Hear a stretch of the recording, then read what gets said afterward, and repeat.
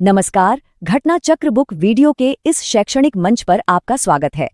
हमारा उद्देश्य है ज्ञान को सरल, स्पष्ट और सुलभ रूप में आप तक पहुंचाना।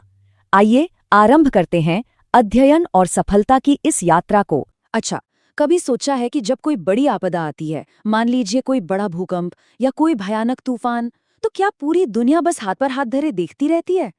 जी नहीं, बिल्कुल नहीं। असल में दुनिया एक साथ आती है और आज हम इसी ग्लोबल पार्टनरशिप की कहानी को समझने वाले हैं।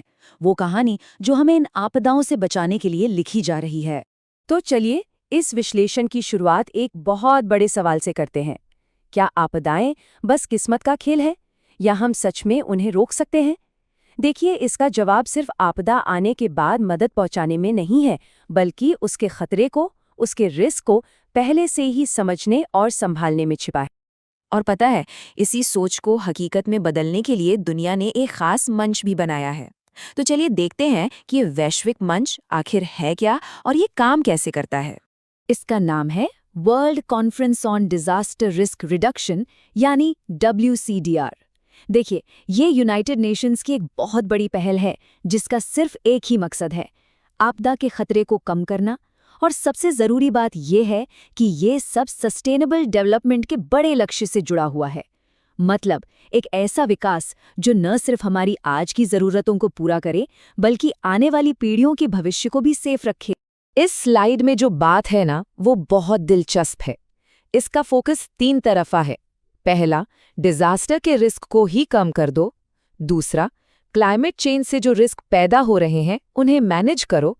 और तीसरा, इन दोनों के जरिए हमारे डेवलपमेंट की स्थिरता को और मजबूत बनाओ। ये फ्यूचर को सिक्योर करने के लिए एक प्रॉपर प्रोएक्टिव प्लान है।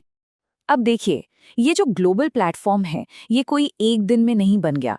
ये तो दशकों में धीरे धीरे विकसित सोच और वादों का एक लंबा सफर है। आइए इस सफर के 3 सबसे अहम पड़ावों पर एक नजर डालते हैं। तो ये पूरी यात्रा जापान में 3 बड़े स्टॉप से गुजरी।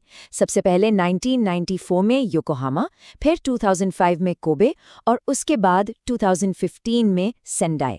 अब आप सोच रहे होंगे कि तीनों बार जापान ही क्यों? ये कोई इत्तेफाक नहीं है।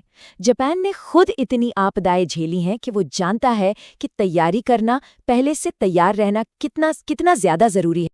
1994 और 2005 के सम्मेलनों ने, आप कह सकते हैं कि एक तरह से नींव रखी, लेकिन 2015 में कुछ बहुत खास हुआ।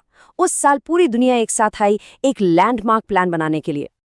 और बस यहीं से इस पूरी कहानी का सबसे महत्वपूर्ण हिस्सा शुरू होता है, यानी एक ऐसा फ्रेमवर्क जो सिर्फ कागज पर नहीं बल्कि एक्शन लेने के लिए बनाया गया था। तो वो तारीख थी मार्च 2015 की। सेंडाई शहर में सचमुच इतिहास रचा गया। दुनिया भर के देश एक साथ आए और उन्होंने एक बहुत ही शक्तिशाली वैश्विक समझौते पर मोहर लगा दी। इस समझौते को एक नाम दिया गया, आपदा जोखिम न्यूनीकरण के लिए सेंडाई फ्रेमवर्क। ये नाम बहुत बहुत ज़रूरी है क्योंकि यही वो गाइड बुक है जिसे आज पूरी दुनिया डिजास्टर मैनेजमेंट के लिए इस्तेमाल कर रही है। और हाँ, ये कोई छोटी मोटी योजना बिल्कुल नहीं है। ये पूरे 15 साल की एक लॉन्ग टर्म स्ट्रेटेजिक योजना है जो 2015 से लेकर 2030 तक के लिए बनाई गई है। तो ठीक है, अब तक हमने कॉन्फ्रेंस और फ्रेमवर्क के बारे में जान लिया, लेकिन सबसे बड़ा सवाल तो ये है कि आखिर इसका असल दुनिया में क्या महत्व है? ये इतना इम्पोर्टेंट क्यों है? चलिए इसे समझते हैं।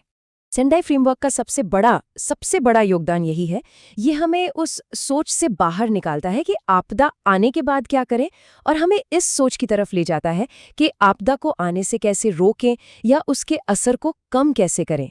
ये सोच में एक बहुत बड़ा क्रांतिकारी बदलाव है। और इसका अल्टीमेट गोल क्या है? एक ऐसा विकास जो टिकाऊ हो, जो स्टेबल हो। एक ऐसा भविष्य बनाना जो किसी भी आपदा का सामना कर सके और जल्दी से वापस अपने पैरों पर खड़ा हो सके। और सबसे बड़ी बात, ये मानना कि खतरे को संभालना ही असली विकास का हिस्सा है। तो अंत में एक सवाल है जिस पर सोचना चाहिए। जब हम मानव विकास की कहानी लिखेंगे तो आपदा जोखिम पर जो चैप्टर होगा वो कहाँ लिखा जाएगा? क्या ये एक ऐसी रुकावट होगी जिसने हमें पीछे धकेला, या फिर एक ऐसी चुनौती जिससे सीखकर हमने एक बेहतर और ज्यादा सुरक्षित भविष्य बनाया? इसका जवाब सेंडाई फ्रेमवर्क जैसी कोशिशों पर ही निर्भर करता है।